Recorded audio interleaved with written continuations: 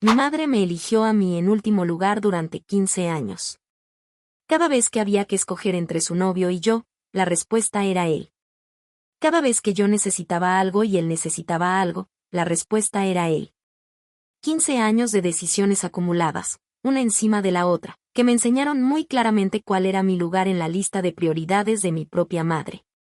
Y entonces él la dejó. La dejó sin dinero, sin casa, sin plan, y con una deuda que ella no sabía que existía. Y mi teléfono sonó. Y lo miré. Y decidí algo que me costó más de lo que cualquier persona que no haya vivido algo así puede entender. Quédense, porque esta historia no es de venganza. Es de lo que pasa cuando finalmente dejas de ser la última opción de alguien que siempre fue tu primera. Mi madre se llama Gloria. Tiene 61 años. Es la mujer más contradictoria que he conocido en mi vida, y la conozco desde que tengo memoria porque me parió, así que tengo cierta autoridad para decirlo. Me llamo Isabel. Tengo 34 años.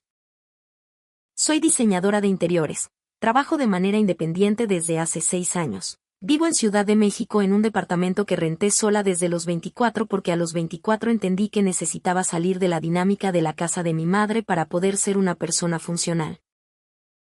Esa decisión fue la más sana que tomé en esa década de mi vida, aunque en ese momento me dolió enormemente porque irse de casa de tu madre a los 24 cuando amas a tu madre, cuando quieres a tu madre, cuando a pesar de todo lo que ha pasado sigues queriendo que te elija, se siente como rendirse. Tardé años en entender que no era rendirse. Era sobrevivir. Mi madre es una mujer brillante en muchos sentidos. Tiene una inteligencia práctica que pocas personas tienen. Puede resolver un problema logístico en segundos. Puede leer a las personas con una precisión que me ha dejado boquiabierta. Puede ser la persona más cálida y presente de una habitación cuando quiere serlo. Cuando yo era pequeña, antes de Humberto, había momentos donde mi madre era exactamente lo que uno espera que sea una madre, atenta, divertida, protectora.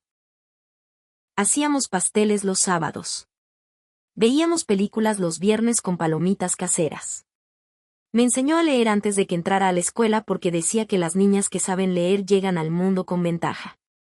Esos momentos existieron. Los guardo.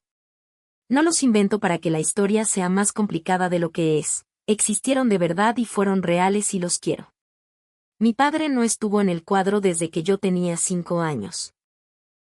No fue una separación traumática, fue simplemente que era un hombre que no estaba diseñado para la paternidad y que mi madre tuvo la lucidez de reconocerlo antes de que la situación se volviera más dañina.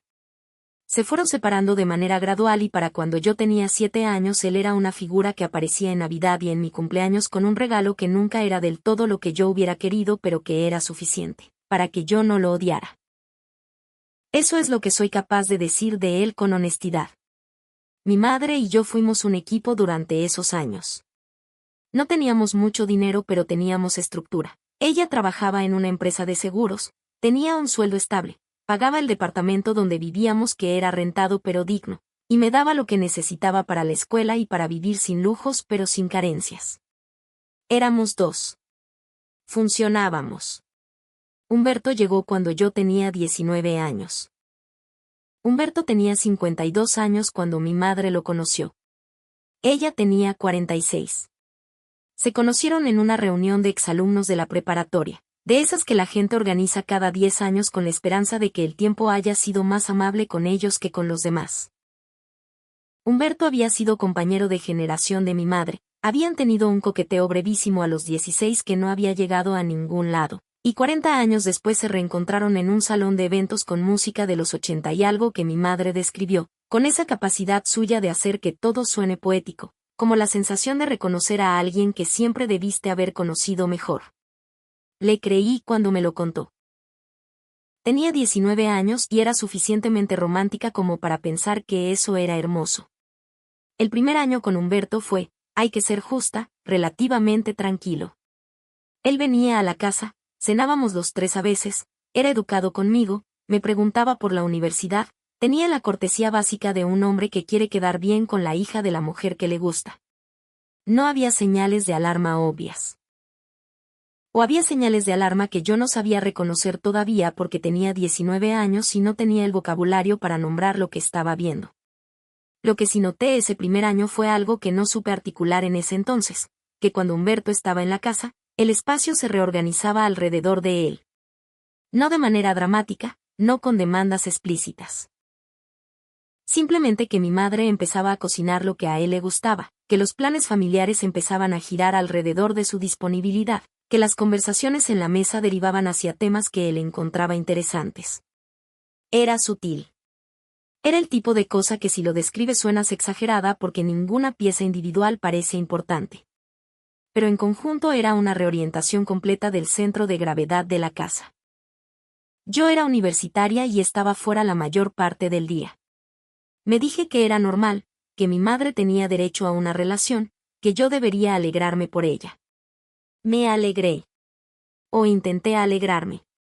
No es exactamente lo mismo, pero en ese momento no tenía manera de distinguirlos.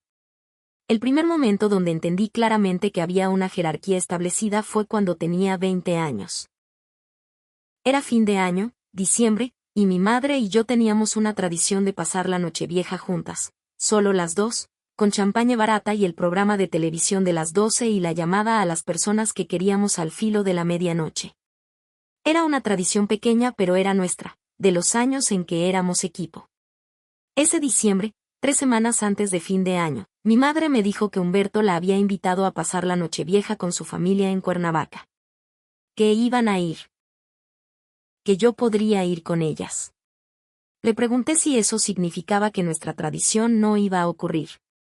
Me dijo que podíamos hacer algo similar antes, que el 29 o el 30 podíamos tener nuestra noche. Le dije que no era lo mismo.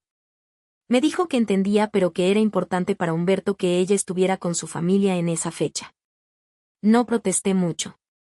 Tenía 20 años y no quería parecer una niña caprichosa. Pasé la Nochevieja con una amiga de la universidad. Fue bien. Pero algo quedó registrado en algún lugar que no supe nombrar en ese momento. Lo que siguió a los años siguientes fue una repetición de ese patrón con variaciones. No siempre sobre las Navidades o los fines de año, sino sobre decisiones más cotidianas y más reveladores en su acumulación. Cuando yo necesitaba que mi madre estuviera disponible para algo, había una probabilidad alta de que Humberto también necesitara algo en esa ventana de tiempo y de que la respuesta fuera Humberto. Cuando yo planteaba un problema o una preocupación, la conversación derivaba con frecuencia hacia cómo eso podía afectar a Humberto o hacia la perspectiva de Humberto sobre el asunto. Cuando Humberto tenía una opinión sobre algo relacionado conmigo, esa opinión llegaba a mí filtrada por mi madre como si fuera una orientación razonable que yo debería considerar. Hay un momento que resume todo esto mejor que cualquier otro. Tenía 23 años. Había conseguido mi primer trabajo serio en diseño, en un estudio pequeño pero con buena reputación, y quería celebrarlo con mi madre. La llamé para invitarla a cenar. Me dijo que ese día no podía, que tenían planes con Humberto. Le dije que podía ser otro día. Me dijo que esa semana estaba complicada. Terminamos quedando 3 semanas después, en un restaurante que ella eligió porque quedaba cerca de donde Humberto iba a estar esa noche, por si acaso podía unirse después. Humberto se unió después de los postres. Pasó la mitad de la cena de mi logro hablando de un proyecto que él tenía en su trabajo. Manejé de regreso a mi departamento, que para ese entonces ya había rentado, y me quedé en el carro estacionado afuera durante unos minutos que no supe cuántos fueron. No lloré. Solo me quedé ahí. Les voy a contar los siguientes años de manera más rápida porque si entrara en cada incidente específico este video duraría una semana y el punto no es el inventario de agravios sino el patrón que construyen. Cuando tenía 25 años y tuve una crisis de salud que me obligó a guardar cama durante 2 semanas, mi madre vino a verme 2 veces en ese periodo. Humberto había tenido un viaje de trabajo y ella había ido con él porque ya estaba planeado desde antes. Las 2 visitas que me hizo fueron breves porque tenía cosas que resolver. Cuando tenía 27 años y mi relación de 3 años terminó de la manera en que terminan las relaciones largas que no funcionan, que es con mucho dolor y con la sensación de que el piso se movió, llamé a mi madre de madrugada. Contestó. Escuchó durante 10 minutos. Luego me dijo que me llamaba mañana porque Humberto estaba dormido y no quería despertarlo. Me llamó 2 días después. Cuando tenía 29 años y lancé mi estudio independiente, la celebración que organizamos fue postergada 3 veces porque los fines de semana de mi madre dependían de los planes de Humberto. La cuarta fecha que propuse finalmente ocurrió. Mi madre llegó tarde porque habían tenido una discusión pequeña con Humberto antes de salir y necesitaba hablar de eso durante la cena. Cuando tenía 31 años y fui a visitarla a su casa, la casa donde había vivido con Humberto desde hacía 4 años porque habían decidido irse a vivir juntos. Noté que había una foto de él y de ella en la sala donde antes había una foto de nosotras dos. Le pregunté dónde estaba la otra foto. Me dijo que la había guardado porque Humberto sentía que era demasiado prominente en un espacio compartido. Esa última cosa no la comenté en ese momento. Pero fue la que más me costó de todo el periodo, porque fue la más explícita. Mi foto guardada en un cajón porque el hombre que vivía en esa casa no quería verla. Lo que hice durante esos años, para sobrevivir a ese patrón sin volverme amarga de manera irreversible, fue construir mi vida de manera que dependiera lo menos posible de la disponibilidad de mi madre. Mis amigas se volvieron mi red de apoyo principal. Mi trabajo se volvió el lugar donde yo me sentía valorada de manera consistente.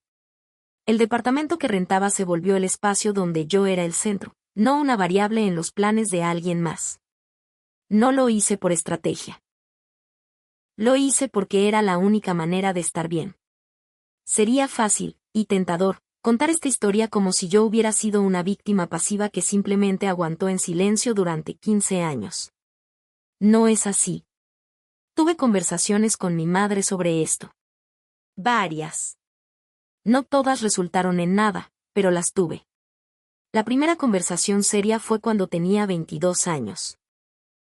Le dije, con la torpeza de alguien que todavía no tiene bien calibrado cómo hablar de cosas difíciles sin que suene a ataque, que sentía que desde que estaba con Humberto yo ocupaba menos espacio en su vida. Mi madre me escuchó. Luego me dijo que entendía que era un ajuste difícil, que las relaciones de las madres evolucionan cuando los hijos crecen, y que yo debería también construir mi vida independiente en lugar de depender de ella para cosas que ya podía resolver sola.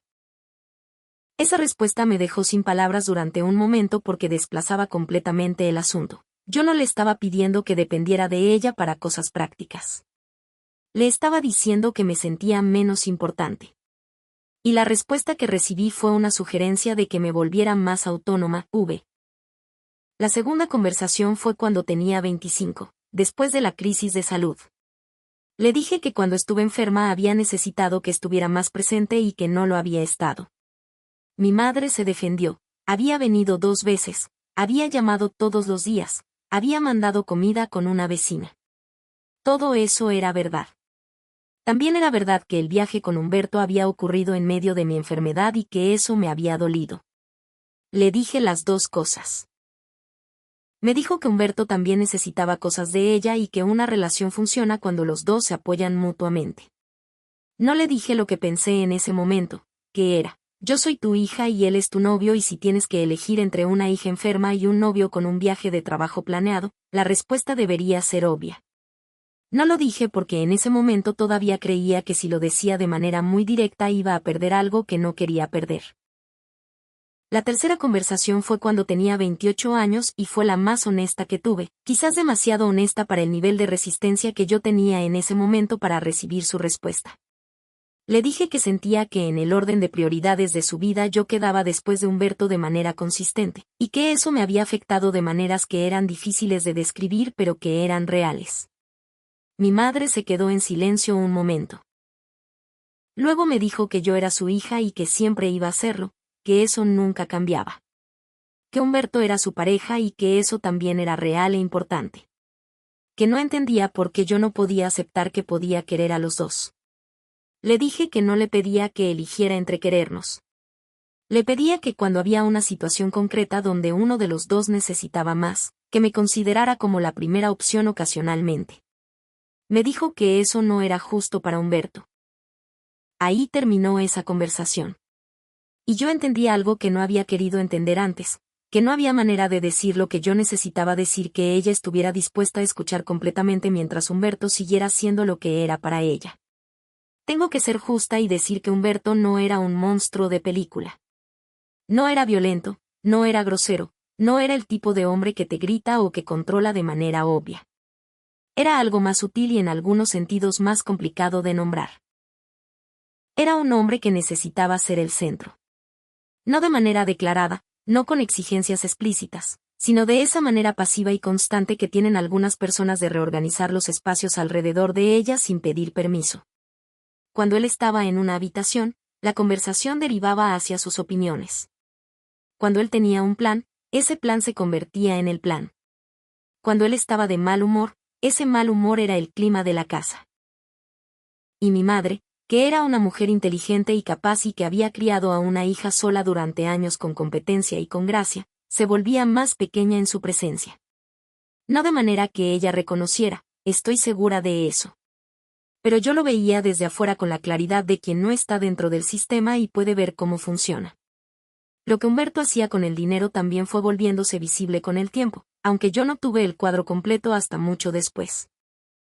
Humberto tenía un negocio propio, una empresa de importación de materiales de construcción, que según él iba bien aunque los tiempos estaban difíciles de manera crónica.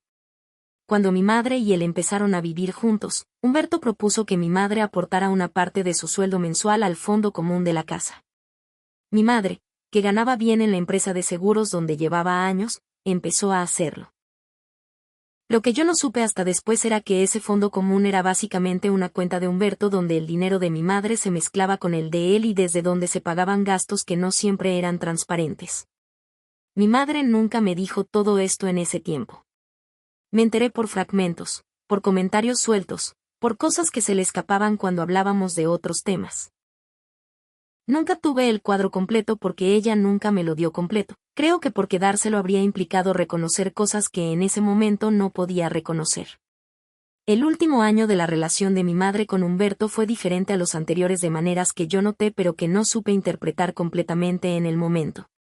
Mi madre empezó a llamarme más seguido. No de manera que yo pudiera identificar como preocupante, sino simplemente más frecuente que antes.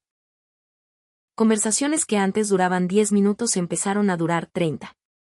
Me preguntaba por mi trabajo, por mis amigas, por mi vida de manera que se sentía genuinamente curiosa y no como el trámite que a veces habían sido esas conversaciones cuando su atención estaba en otro lado.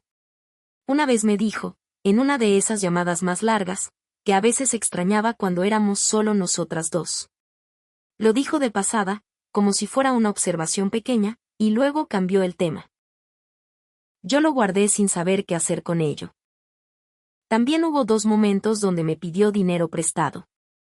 No cantidades grandes, pero cantidades que me sorprendieron porque mi madre siempre había sido financieramente independiente y esa independencia era algo de lo que estaba orgullosa. La primera vez me dijo que era para un gasto imprevisto del departamento. La segunda vez fue más vaga, algo sobre flujo de caja que no terminé de entender pero que tampoco pregunté suficientemente porque no quería que se sintiera juzgada. Le presté las 2 veces sin hacer preguntas. No era mucho dinero para mí y era mi madre. Después entendí que esos préstamos eran señales de algo más grande que yo no estaba viendo porque no tenía la información completa. El llamado llegó un martes de octubre. Eran las 8 de la mañana. Estaba en mi departamento preparando café antes de empezar a trabajar. El teléfono sonó con el número de mi madre. Contesté. Lo que escuché del otro lado no era la voz de mi madre tal como la conocía. Era una voz que reconocí pero que sonaba diferente, más pequeña, con una textura que no había escuchado en mucho tiempo. La última vez que mi madre había sonado así yo tenía quizás 12 años y había tenido una semana muy difícil en el trabajo. Me dijo que Humberto se había ido. No terminamos ni decidimos separarnos. Se había ido.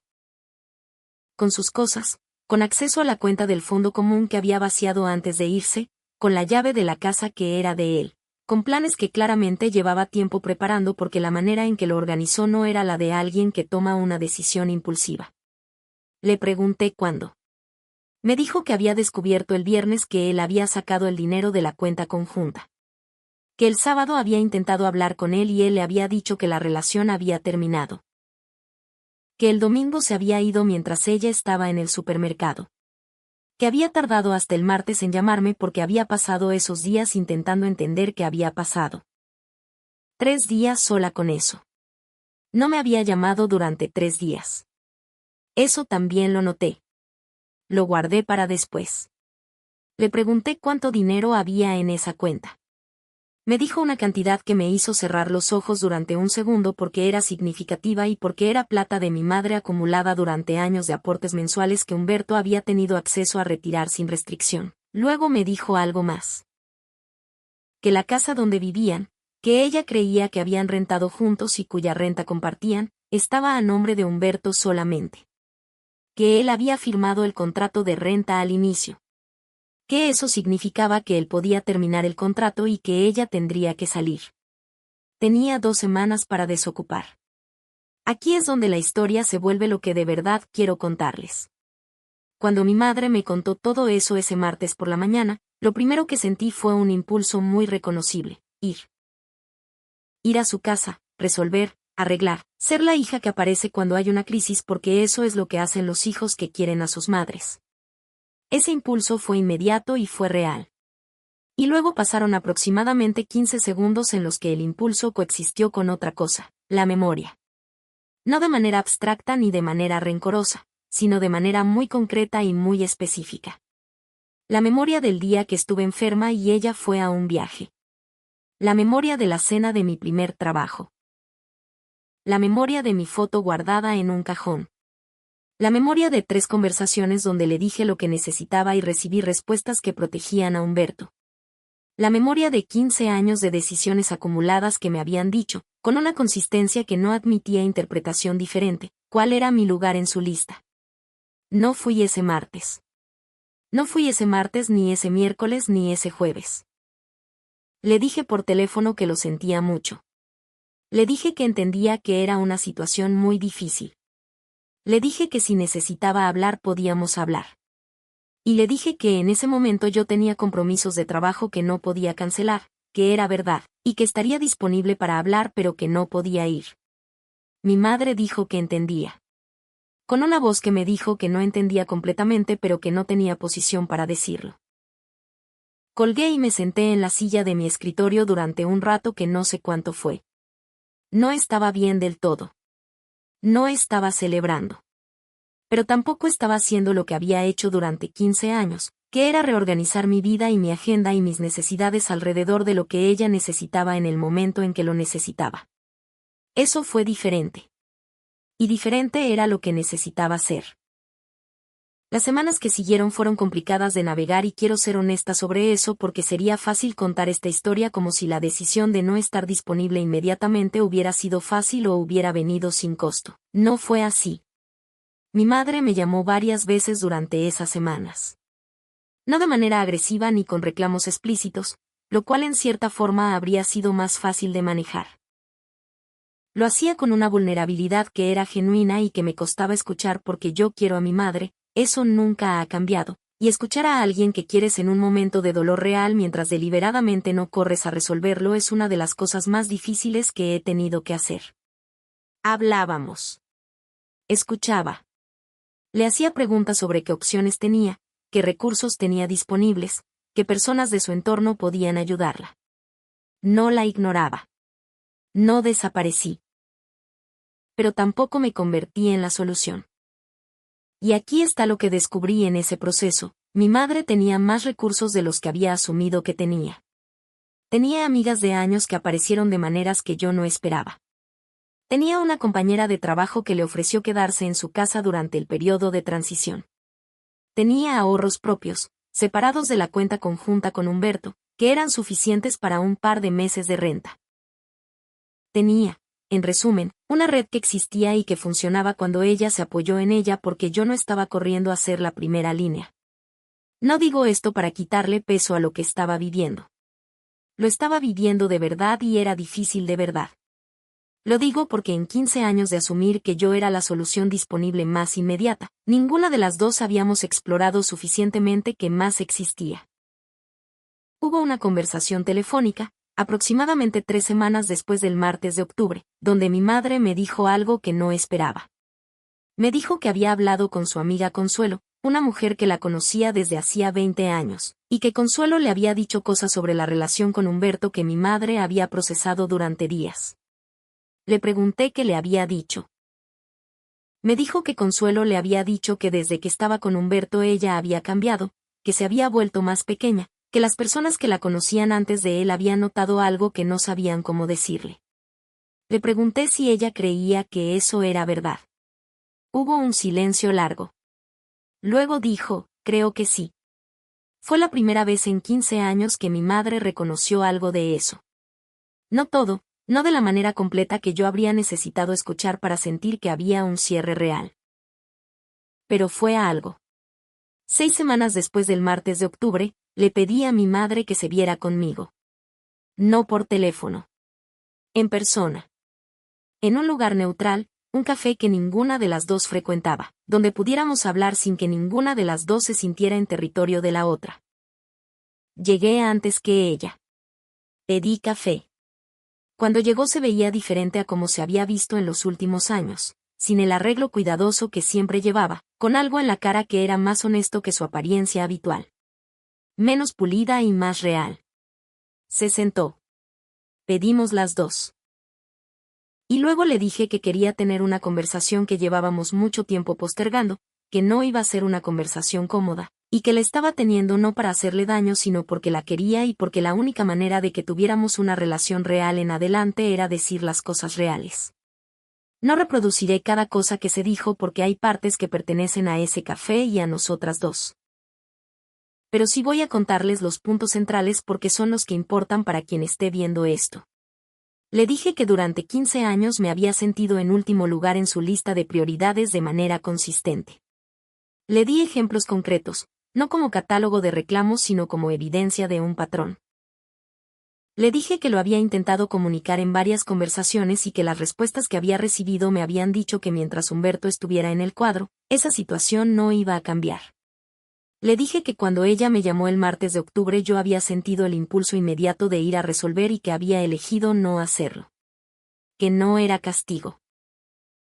Que era el resultado de entender, finalmente, que si yo siempre corría a ser la primera opción cuando me necesitaba, sin que eso tuviera ninguna correspondencia con cómo ella me había tratado cuando yo la había necesitado, estaba participando en un patrón que no era bueno para ninguna de las dos. Mi madre escuchó. No interrumpió. Eso ya fue diferente a las conversaciones anteriores. Cuando terminé de decir lo que tenía que decir, hubo un silencio que no intenté llenar. Luego mi madre dijo algo que voy a intentar reproducir con la mayor fidelidad que puedo. Sé que te fallé. No completamente, no en todo, pero en cosas importantes te fallé. Y creo que me convencí durante mucho tiempo de que no era tan grave porque tú eras fuerte y te las arreglabas. Pero eso no era justo. Usé tu fortaleza como excusa para no darte lo que necesitabas. No lloré en ese momento aunque quería llorar. Le dije que lo escuchaba. Le dije también que quería tener una relación con ella hacia adelante pero que esa relación tenía que ser diferente a la que habíamos tenido. Que no podía seguir siendo la opción de emergencia que aparece cuando todo lo demás falla. Que tenía que ser alguien que ella eligiera activamente, en los momentos ordinarios, no solo en los de crisis. Me dijo que lo entendía. No sé si lo entiende del todo todavía. Sé que lo intenta. Les debo la parte de Humberto completa porque es parte de la historia y porque el karma en esta historia no es abstracto. Lo que mi madre fue descubriendo en las semanas posteriores a la separación, con ayuda de una abogada que contrató para evaluar si había alguna acción legal posible respecto al dinero retirado de la cuenta conjunta, fue lo siguiente. Humberto tenía deudas. Deudas significativas relacionadas con su empresa de importación, que no había ido tan bien como él representaba desde hacía varios años. Algunas de esas deudas tenían a mi madre como aval indirecto, no porque ella hubiera firmado nada específicamente, sino porque dinero de la cuenta conjunta había sido usado como garantía en operaciones que ella no sabía que existían. La abogada le explicó la situación con la claridad necesaria. Había acciones posibles pero complicadas. El proceso sería largo y no garantizaba recuperar todo, y en el ínterin había deudas que podían intentar cobrárselas a ella. Pasaron varios meses muy difíciles para mi madre desde el punto de vista financiero. Tuvo que contratar a alguien específicamente para deslindar su responsabilidad de las deudas de Humberto, proceso que costó dinero que ella no tenía de sobra. Tuvo que negociar con algunas instituciones. Tuvo que revisar años de documentación financiera para entender exactamente qué había firmado y qué implicaciones tenía. Humberto, por lo que se supo a través de personas comunes, había empezado una relación nueva relativamente rápido, con una mujer que tenía su propia empresa. La historia que circuló fue que se había reinventado profesionalmente con apoyo de su nueva pareja. No sé qué tanto de eso es verdad y honestamente no me dediqué a investigarlo porque no era información que yo necesitara para vivir mi vida. Lo que sí sé es que el hombre que durante 15 años fue el primero en la lista de prioridades de mi madre, el hombre por quien yo fui guardada en un cajón metafórico y a veces literal, terminó dejándola con deudas, sin casa y con un proceso legal que le costó meses y dinero resolver. Mi madre tardó tiempo en procesar eso completamente. Creo que todavía lo procesa. Mi madre vive en un departamento propio desde hace un año. Rentado pero suyo, donde las decisiones sobre los muebles y las fotos en las paredes son completamente suyas. Me contó que lo primero que colgó fue una foto nuestra, de cuando yo tenía 8 años y ella me había llevado a la playa y las dos teníamos esa cara de quien está exactamente donde quiere estar. Nos vemos con una frecuencia que ninguna de las dos habría predicho hace 2 años, más o menos cada 2 semanas, a veces más seguido si hay algo que celebrar o que procesar. No porque yo haya decidido que ya perdoné todo y que estamos bien del todo, sino porque estamos construyendo algo diferente de manera deliberada y eso requiere presencia regular. No todo es fácil. Hay conversaciones que todavía cuestan. Hay momentos donde yo noto un viejo patrón queriendo reactivarse y tengo que decidir conscientemente qué hago con él. Hay momentos donde ella dice algo que me indica que todavía está procesando todo lo que pasó y que el procesamiento no está terminado. Pero también hay momentos que son nuevos y que no habrían existido en la versión anterior de nuestra relación. El mes pasado fui a visitar su departamento y llegué sin avisar con tamales, porque los tamales son una cosa que las dos amamos desde siempre y que nunca habíamos comido juntas en mucho tiempo porque los planes siempre dependían de la disponibilidad de Humberto. Nos sentamos en su cocina y comimos tamales y hablamos durante 2 horas de cosas que no tenían nada que ver con crisis ni con Humberto ni con dinero. Hablamos de libros, de una película que ella había visto y que quería que yo viera, de un proyecto que yo tenía y que le conté con detalle porque tenía tiempo y atención para escucharlo. Cuando me fui esa tarde, mi madre me abrazó en la puerta durante más tiempo del habitual. No dijo nada especial. No tenía que decir nada especial. Pero la foto en su sala era de las dos. Esta historia no es una historia de venganza. No lo fue en ningún momento, aunque entiendo perfectamente que vista desde afuera puede parecer que sí. No estar disponible cuando finalmente me necesitaron no fue una estrategia calculada de karma. Fue el resultado de un límite que tardé 15 años en poder poner y que cuando finalmente puse no fue sin costo. Lo que quiero que se lleven es esto. Los límites no son muros. Un muro te aísla completamente de algo. Un límite define qué tipo de relación puedes tener con algo. Cuando decidí no correr a ser la primera línea de ayuda ese martes de octubre, no estaba eliminando la relación con mi madre. Estaba definiendo, por primera vez de manera que pudiera sostenerse, qué tipo de relación podíamos tener.